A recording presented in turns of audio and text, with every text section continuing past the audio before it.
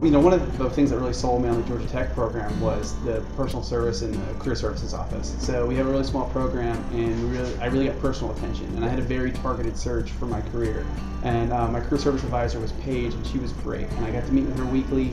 She really polished me up for interviews. She got me ready. I got interview questions beforehand from people that interviewed in similar positions. So I think just a great part of what made me, a great business person after this was just being very polished and being ready for those business opportunities. So it's a definite great advantage of being at Georgia Tech. At least that's a reason that sold me. Ray, what do you think? Do you have a similar experience? Totally, like the practice interviews with my advisor. I actually work with John, and just being able to go in his office every day, and if I had a bad interview, I could talk to him about having that bad interview, or you don't have to admit it. I mean, I did interview for a few jobs that I didn't get, but just going through my resume, working through my cover letter with me, and just when I get down about anything, just showing the belief in me that I'd be able to get the internship that was right for me, and it ended up working out really well for me in February. That's good. I totally agree with you guys. Career Services, I felt, was very proactive.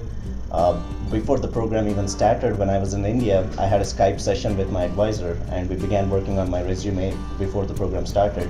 And another thing that I recall is when I had the Sears interview the next day, I just let my advisor know about it, and she actually asked me to come down to her office and have a practice interview with her. I had to bring up the job description so that she knew what questions to ask, and this really helped me because my answers were in the top shape for tomorrow. Mm-hmm. I had Barb. She was mine. I love Barb. Although I talked to Jim, I talked to everybody, kind of used everybody's knowledge to get, into the jobs I was looking for. But it felt very much like they gave those hints that I didn't realize, such as, print out the articles so you can have the articles in front of you when you're talking to the company so that they can see you've done your research.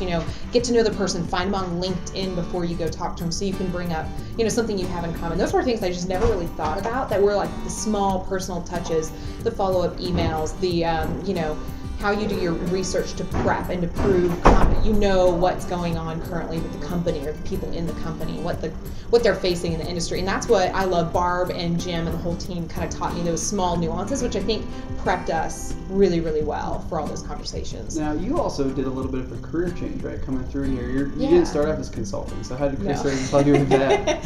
I didn't actually realize I was doing a career change until the middle of it. I came in as marketing and then went into consulting, and I know consulting, I'll be in many different service areas. I want to go wide. And when I suddenly said, hey, I really want to target this one company, they helped me find, using my strengths, how I could talk, how I could be of value to that company. And I think it was more through that angle. It was less scary doing a big change. I have strengths in that company, even if I'm not going to be doing specifically marketing.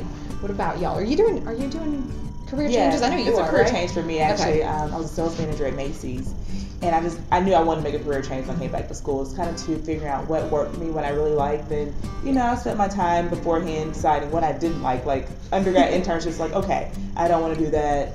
My full-time job's like, I don't want to do that. So hopefully this summer I'll be finding what I really have a passion for, and I'm hoping that's HR Think of America. I feel like they just look at HR in a whole different light. It's not just like, the warm and fuzzy or the policies. Like, they really respect you as a business person. They want people who are business minded. So. And you're a people person too. I mean, I know Ray, and you know how to talk to people, and you know how to get the best out from them. You kind of worked with people in your groups, and I think, did you find your strength through that, or were you drawn to the company first or to the HR first? How did that work? I think it was the company first, and then it was what the role brought to me, and then just talking to, John will tell you, John's like, I don't think you've ever met a stranger. He's like, I think you could talk to a brick wall.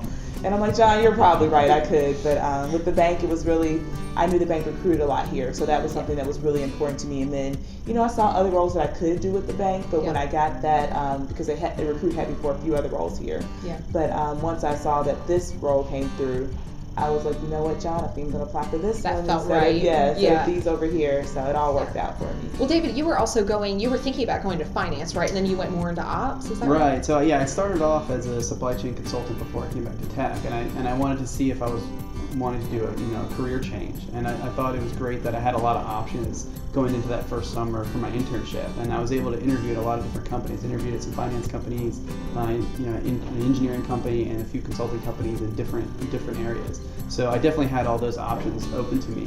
And last minute, I did decide to kind of stick more with the consulting route. So instead of doing a career switch, I really had a career accelerant. Instead of just staying with just supply chain consulting, now I was able to expand out and do more strategic consulting. So not just the supply chain, but kind of the whole breadth of the business. So it was great. Agree. I was an IT consultant before, and moving into the program, I knew I wanted to do operations, and Sears Holdings was a perfect opportunity for me to do the same.